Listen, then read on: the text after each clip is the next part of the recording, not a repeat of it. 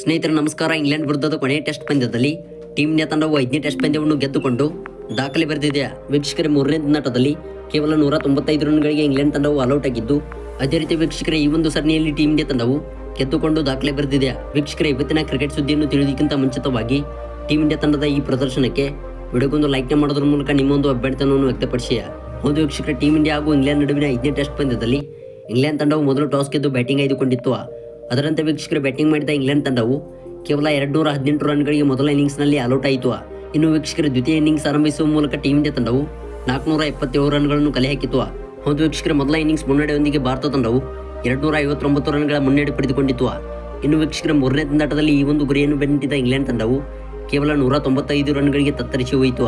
ಹೌದು ವೀಕ್ಷಕರ, team India ತಂಡದ ಪರ ಅನುಭವಿ ಆಟಗಾರರಾದ ರವಿಚಂದ್ರನ್ ಅಶ್ವಿನ್ ಅವರು 5 ವಿಕೆಟ್ ಕಬಳಿಸಿ ಮಿಂಚಿದರೆ, ಇತ್ತ ಟೀಮ್ ಇಂಡಿಯಾ ತಂಡದ ವೇಗದ ಬೌಲರ್ ಆದ ಜಸ್ಪ್ರೀತ್ ಬುಮ್ರಾ ಅವರು 2 ವಿಕೆಟ್ ಕಬಳಿಸಿ ಮಿಂಚಿದರು.